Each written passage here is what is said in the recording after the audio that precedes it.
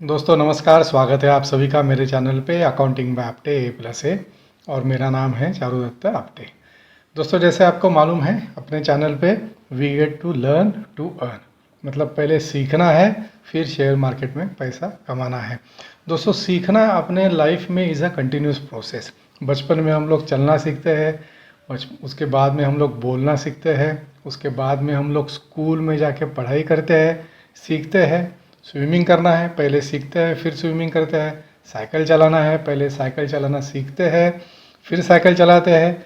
बिना सीखे अगर कुछ किया तो क्या होगा दोस्तों, साइकिल में से गिर जाएंगे, पानी में डूबने का डर है।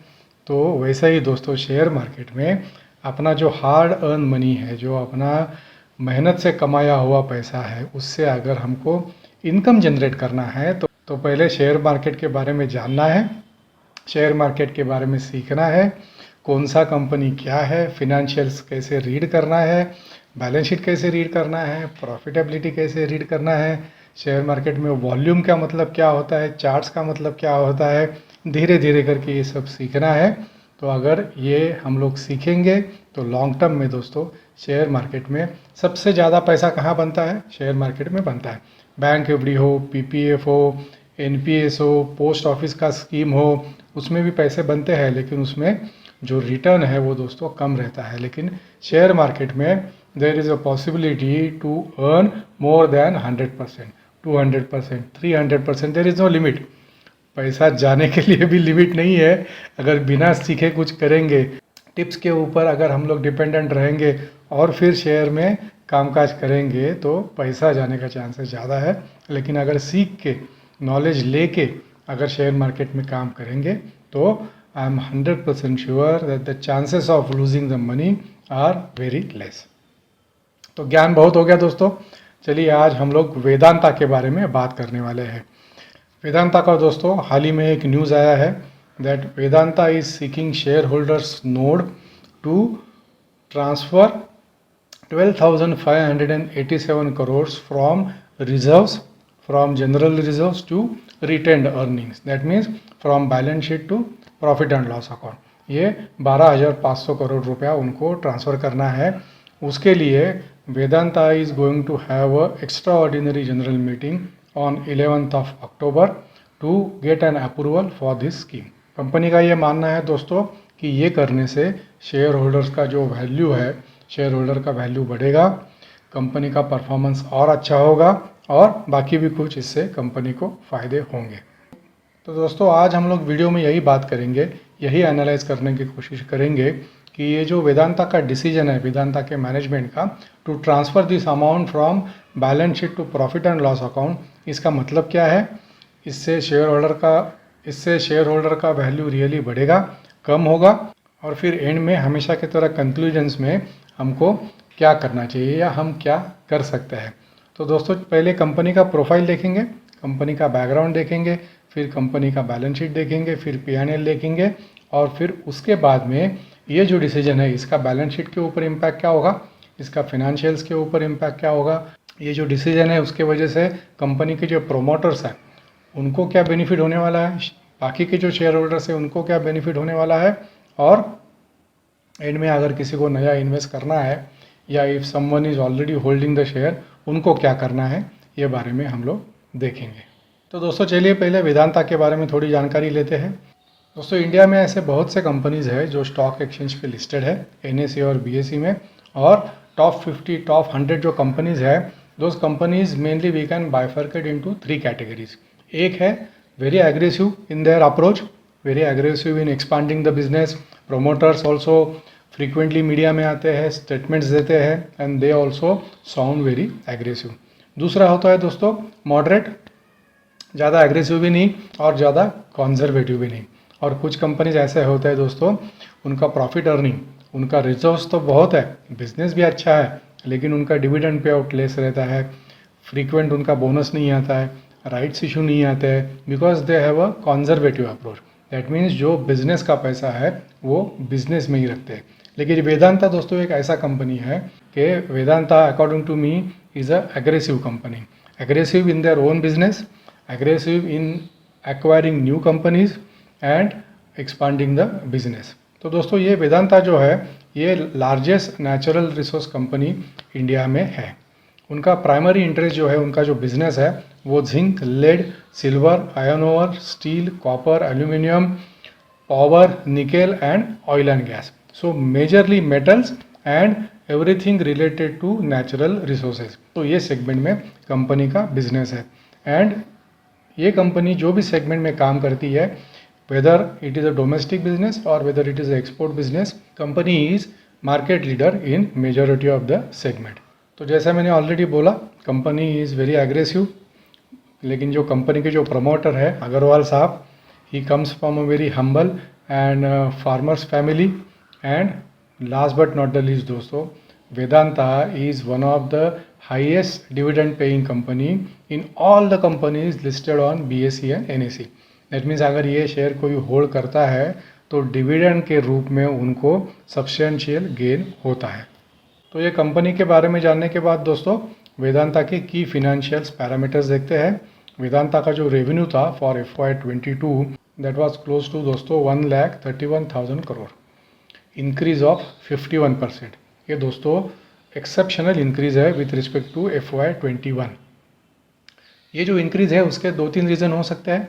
एक तो global uncertainties, commodity prices were continuously increasing. Ukraine का जब भी वॉर चालू हुआ, चाइना में जब भी मैन्युफैक्चरिंग कम होने लगा बिकॉज ऑफ कोविड, तो नेचुरली उसका बेनिफिट बाकी जो कमोडिटी मैन्युफैक्चरिंग कंपनीज थे, मेटल मैन्युफैक्चरिंग कंपनीज थे, उनको इसका बेनिफिट डेफिनेटली हुआ। उसके वजह से वो बेनिफिट हम लोग वेदांता के रेवेन्यू में भी देख सकते हैं। उनका जो एबिटा है that has come at 45,600 crore. EBITDA में भी दोस्तों 66% का इंक्रीज हुआ।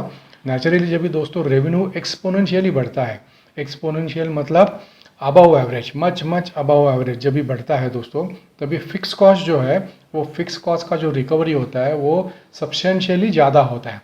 उसके लिए फिक्स कॉस्ट रिमेनिंग कांस्टेंट, जब भी रेवेन्यू बहुत ज़्यादा बढ़ता है तो उसका इफेक्ट नेचुरली एबिटा में और प्रॉफिट में दिखता है। तो वही इफेक्ट हम लोग यहाँ पे देख सकते हैं। EBITDA has increase by 66%। जो मार्जिन है एबिटा का with respect to revenue that has come at 39%। Return on capital employed दोस्तों 30% है। सबसे इंपॉर्टेंट चीज़ free cash flow is at 21,700 crore, that is also post capex. Capex मतलब जो उनका कैपिटल एक्सपेंडिचर होता है इनटू फिक्स एसेट्स, वो होने के बाद 21,700 करोड़ का फ्री कैश फ्लो है विच इज़ सब्सटेंशियली हायर। लेकिन दोस्तों इनका जो एक वरिंग फैक्टर है मेरे लिए that is gross debt. Gross debt is close to 53,000 crore, लेकिन cash and equivalents are also close to 32,000 crore. तो उनका नेट डेट जो होता है that is close to 21,000। Net debt कैसे कैलकुलेट होता है? Gross debt minus cash and equivalent gives us the net debt. तो उनका जो नेट डेट है दोस्तों, वो नेट डेट एंड जो एबिटा है दैट इज एट 0.5। मतलब अगर एबिटा 100 है तो नेट डेट उनका है 0.50 which is a very healthy situation. तो ये देखने के बाद दोस्तों डिटेल में थोड़ा सा बैलेंस शीट और प्रॉफिट एंड लॉस देखते हैं, लेकिन वहाँ पे जाने के पहले जस्ट एज अ रिमाइंडर एक दो स्टेटमेंट्स आपके माइंड में होना चाहिए। एक है वेदांता रिसोर्सेज जो पेरेंट कंपनी है, that company holds 69.7% in Vedanta limited and Vedanta limited holds 64.9% in Hindustan zinc. तो ये जो पहले वाला स्टेटमेंट है दोस्तों वेदांता रिसोर्सेज का, ये ज़रा आप ध्यान में रखना, क्योंकि जब भी हम लोग कंक्लूजन्स में जाएंगे तभी ये वेदांता रिसोर्सेज के ऊपर, पेरेंट कंपनी के ऊपर हम लोग वापस आएंगे। दोस्तों अगर हम लोग वेदांता के बैलेंस शीट की बात करेंगे तो one can see here that share holders funds have remained more or less constant over last 5 years। अगर हम लोग नेक्स्ट चार्ट में प्रॉफिटेबिलिटी देखेंगे तो we can see that in last 3 years out of 5 years there has been a substantial profit, but वो profit reserves में transfer नहीं हुआ है। दैट मीन्स वो जो प्रॉफिट है that has been used for share holders benefit. तो we can see here that share holders funds has remain constant from almost constant from March 18 to March 22। लेकिन उसके सामने जो उनका लॉन्ग टर्म बोरोइंग्स है और जो उनका शॉर्ट टर्म बोरोइंग्स है, वो दोनों का अगर हम लोग टोटल करेंगे तो that has increase from 49,000 crore in March 18 to 53,000 crores in March 22। That means an increase of 4,000 crore over a period of 4 years। और ये दोस्तों डेट में जो इंक्रीज हुआ that we can see from March 18 to March 19 there has been a substantial jump. But जैसे कि मैंने पिछले वीडियो में बोला था कि लॉन्ग टर्म डेट जो है उसका जो इंक्रीज है that has to be seen in comparison with fix assets. तो यहाँ पे हम लोग देख सकते हैं फिक्स एसेट में भी इंक्रीज हुआ है। So debt long term debt जो लिया था that has got invested in fix assets. Otherwise दोस्तों balance sheet looks okay, balance sheet looks very healthy apart from increase in date.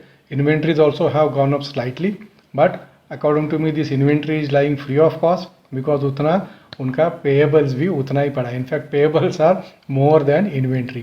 तो जो इन्वेंट्री पड़ा है one can say that as of now it is free of cost, क्योंकि वो inventory का पैसा उन्होंने अभी तक पेएबल्स को दिया नहीं है, उनके जो क्रेडिटर्स है उनको दिया नहीं है। तो ये हो गया बैलेंस शीट। तो अभी देखते हैं प्रॉफिट एंड लॉस अकाउंट। तो यहाँ पे दोस्तों हम लोग देख सकते हैं revenue from March 18 till March 21 has been more or less at the same level, but March 21 से March 22 में there has been a quantum jump, substantial increase हुआ है रेवेन्यू में, जिसका रीज़न हमने देखा Ukraine war, shortage in commodities, then less manufacturing in China, वो सबका इफेक्ट के वजह से जहाँ पे प्रॉब्लम्स नहीं थे, दैट मीन्स इंडिया में प्रॉब्लम्स नहीं थे। So we can say that Vedanta as a company has taken advantage of the situation and they could increase and they could convert that opportunity in increase in the revenue. What would be interesting to note and to see whether this increase continues also in FY23। अगर ये increase FY23 में भी दोस्तों continue रहा then Vedanta का जो share का as of now का जो भाव है वो यहाँ से डबल हो सकता है, ऐसा मुझे लगता है। लेकिन it would be interesting to wait and see the performance in the current year. दोस्तों वेदांता का डेट बड़ा है लेकिन उनका finance cost has come down considerably from March 18 to March 22। One of the reasons could be during the covid time central bank ने अपना interest rate कम किया था, लेकिन अभी गोइंग फॉरवर्ड लास्ट 3 जो RBI की पॉलिसी आई है उसमें there has been a constant and continuous hike in the interest rate. तो अगर डेट यही लेवल पे रहा तो आगे जाके इनका जो इंटरेस्ट पे आउट है उसमें दोस्तों सब्सटेंशियल इंक्रीज होगा, ऐसा मुझे लगता है। And last but not the least दोस्तों इनका जो डिविडेंड पे आउट है दोस्तों वो FY22 में 70% था and April 18 and April 19 also 70% से ऊपर ही था। खाली only in March 21 and March 20 dividend percentage कम था, but on an average one can say that almost close to 70 to 80% of the profits are being distributed to the shareholders in by way of dividend। दोस्तों हमने पहले chart में जो बोला था that Vedanta is the highest dividend paying company amongst all the listed companies on NSE and BSE। तो ये हो गया दोस्तों बैलेंस शीट और प्रॉफिट एंड लॉस अकाउंट। अभी सर्टन KPIs देखते हैं, इंपॉर्टेंट KPIs जिनको बैलेंस शीट और P&L देखना नहीं है या जिनको ज़्यादा बैलेंस शीट और P&L के फिगर समझ में नहीं आते उनके लिए ये KPIs है। दोस्तों वेदांता का 52 वीक जो हाई और लो का जो रेंज है दैट इज़ 206 का लो है एंड 441 का हाई है। एज ऑफ नाउ दोस्तों शेयर का ट्रेडिंग चल रहा है between 280 to 290। Price to earning की अगर बात करेंगे दोस्तों तो as of now price to earning is 5.47 where as sector price to earning is 7.7। That means दोस्तों एज ऑफ नाउ वेदांता का जो शेयर है that is available at a discount. ये डिस्काउंट का रीज़न क्या है? One of the reasons could be higher dividend percentage pay out, क्योंकि जितना डिविडेंड ज़्यादा होगा दोस्तों उतना कंपनी का दोस्तों जो एक्सपांड करने का जो कैपेसिटी है, कंपनी का दोस्तों लिवरेज जो रहता है एक्सपांशन के लिए, वो एक्सपांशन के लिए लिवरेज कंपनी के पास अवेलेबल रिजर्व्स अवेलेबल कैश कम रहता है, तो naturally company has to depend on borrowed money for expansion. This could be one reason. Price to book is at 1.26। That means book value से जो अभी करंट जो ट्रेडिंग प्राइस है that is higher by 26%। अगर 100 book value है तो as of now share is trading at 126, just as a example. इनका book value है दोस्तों close to 220 rupees. Earning per share दोस्तों इज़ वेरी हेल्दी, 51 रुपीज़ का earning per share है। Market cap is close to 1,04,000 crore. लेकिन दोस्तों ये high beta stock है। मैंने कल के वीडियो में बीटा का मतलब समझाया है, तो ये हाई बीटा स्टॉक है। दैट मीन्स जो स्टॉक एक्सचेंज में, इंडेक्स में, सेंसेक्स में जो मूवमेंट होगा उससे ज़्यादा मूवमेंट ऊपर या नीचे ये शेयर में होगा। तो volatility in this share is comparatively high. Face value 1 रुपये का है एंड एज ऑफ नाउ दोस्तों डिविडेंड 51 रुपीज़ का डिविडेंड ऑलरेडी दिया है। दैट मीन्स जो EPS है उसके इक्विवेलेंट का डिविडेंड कंपनी ने ऑलरेडी अप्रैल 22 ऑनवर्ड्स डिस्ट्रीब्यूट शेयर होल्डर्स को किया है। और अगर हम लोग रिटर्न की बात करेंगे तो ईयर टू डेट दोस्तों -18% का रिटर्न है। 6 मंथ्स में -32%। अगर 3 मंथ्स का रिटर्न देखेंगे तो पॉजिटिव है 27%। 1 मंथ का अगर रिटर्न देखेंगे तो 6.6% और 1 वीक का अगर देखेंगे तो 3.85%। सो दोस्तों ये था balance sheet, profit and loss account और सर्टन KPIs। अभी दोस्तों इंपॉर्टेंट टॉपिक जो हमने शुरू में देखा था, company has called for a EGM for transferring some amount from balance sheet to P&L। उसका इम्पैक्ट क्या होगा और उसके वजह से कंपनी के balance sheet, P&L, share holders, promoters, इनके ऊपर क्या इफेक्ट होगा और ये कंपनी ये पैसा यूज़ कहाँ पे करने वाली है। P&L पे ट्रांसफ़र करेंगे मतलब P&L मतलब खाया पिया पचाया। P&L में ट्रांसफ़र करेंगे मतलब ये पैसा कहाँ पे यूज़ होने वाला है, ये जानना बहुत इंपॉर्टेंट है। तो चलिए जानते हैं कि ये पैसा कहाँ पे यूज़ होने वाला है। तो जैसा हमने शुरू के स्लाइड में देखा, Vedanta share holders to consider fund transfer from reserves to P&L to the tune of 12,587 crore. अभी इसका पर्पज़ क्या है दोस्तों? इसका एक पर्पज़ हो सकता है dividend. Majority of the unconfirm news are saying कि इसका जो यूज़ है वो डिविडेंड पे आउट करने के लिए होगा। और सम न्यूज़ ऐसे भी है कि fresh acquisition of some of the companies, उसके लिए ये जो पैसा ट्रांसफ़र होगा उसका यूज़ होगा। अगर दोस्तों ये पैसे का यूज़ डिविडेंड पेमेंट के लिए होता है तो जो मैंने वेदांता रिसोर्सेज की बात की थी, promoter company, that company is holding 70%। तो ये 12,500 करोड़ का 70% वेदांता रिसोर्सेज में जाएगा। वेदांता रिसोर्सेज का और 1-2 पॉइंट बोलता हूँ। उनका 81,000 करोड़ का एज ऑफ नाउ का डेट है, which in last 6 months due to difficult financial situations they are finding it difficult to recast, to realign the loan repayment. तो ये जो अमाउंट है दोस्तों डिविडेंड का जो वेदांता रिसोर्सेज के पास जाएगा, that money could be use to pay certain amount of debt and then do a recast of balance loan. लेकिन अगर ये पैसा दोस्तों एक्विजिशन के लिए यूज़ होता है, एक ऐसा अनकन्फर्म न्यूज़ भी है कि अग्रवाल साहब is interested in some of the government companies, जैसे BPCL हो, नैल्को हो या शिपिंग कॉरपोरेशन ऑफ इंडिया हो। तो ये 12,500 करोड़ और थोड़ा बैंक से उसके सामने लोन लेके इट इज़ क्वाइट पॉसिबल कि Vedanta might go in for acquisition of BPCL और नाल्को और शिपिंग कॉरपोरेशन ऑफ इंडिया और कॉम्बिनेशन, ये भी हो सकता है। अगर ये एक्विजिशन दोस्तों हुआ तो अकॉर्डिंग टू मी नेचुरली जो शेयर होल्डर्स का वैल्यू है वो वैल्यू डेफिनेटली बढ़ेगा। लेकिन अगर डिविडेंड पे आउट के लिए अगर ये पैसे का यूज़ हुआ तो कंपनी का रिजर्व्स कम होगा, कंपनी के शेयर का बुक वैल्यू कम होगा, तो उससे अकॉर्डिंग टू मी दोस्तों शेयर होल्डर्स का वैल्यू बढ़ने का चांसेस कम है। तो दोस्तों कंक्लूजन्स में आते हैं। अगर डिविडेंड पे आउट हुआ तो शेयर होल्डर्स का value may not increase, in fact on the other hand it may go down slightly. लेकिन अगर एक्विजिशन होगा BPCL, नैल्को या शिपिंग कॉरपोरेशन ऑफ इंडिया का, तो डेफिनेटली शेयर होल्डर्स का वैल्यू बढ़ेगा। Existing holders can hold on to their holding for some time more. New entry अगर किसी को करना है, according to me one should wait till EGM of 11th of October. See the price movement, see the volume development, see the effect of the news and then decide to enter or not to enter. ज़्यादा से ज़्यादा दोस्तों क्या होगा, share का price 10-15 रुपये से बढ़ेगा। कभी कभी दोस्तों बढ़े हुए प्राइस में शेयर लेना अच्छा है than buying a share now and getting stuck into it. अगर ये न्यूज़ को प्ले करना है तो ये न्यूज़ को इनडायरेक्टली भी प्ले कर सकते हैं। कैसे प्ले कर सकते हैं? That instead of then buying a Vedanta share, one can also think of buying either BPCL, fresh entry और नैल्को और शिपिंग कॉरपोरेशन ऑफ इंडिया। अगर BPCL का शेयर देखेंगे तो क्लोज टू 52 वीक लो में है। उसके रीजंस मालूम है, गवर्नमेंट उसको प्राइवेटाइज करना चाहती थी, शेयर बेचना चाहती थी 400-500 के भाव में, वो अभी हुआ नहीं है। तो year to date return is almost close to 25% negative in BPCL। Nalco में almost close to 18 to 19% negative return है ईयर टू डेट में। शिपिंग कॉरपोरेशन ऑफ इंडिया में ईयर टू डेट में 2% का गेन है।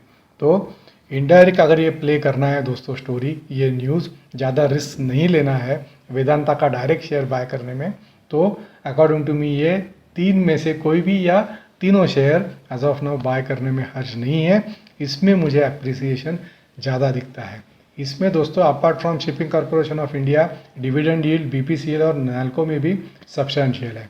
दोस्तों बहुत बार क्या होता है ना कि मार्केट में जो स्टोरी चलता है, जो न्यूज़ आता है, वो न्यूज़ डायरेक्ट प्ले करने से sometimes it is better to take advantage of that news indirectly.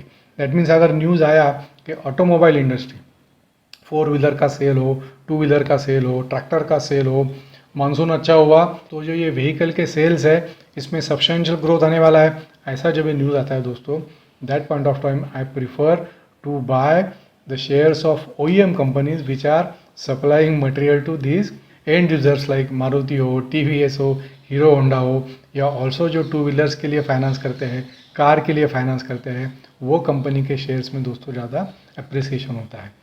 तो दोस्तों ये था मेरा एनालिसिस वेदांता के बारे में, जो वेदांता का न्यूज़ आया उसके बारे में, वेदांता का जो financial performance as of now है, आगे जाके क्या होगा उसके बारे में। तो नीडलेस टू मेंशन, अगर वीडियो पसंद आया रहेगा तो वीडियो को लाइक कीजिए, चैनल को सब्सक्राइब कीजिए।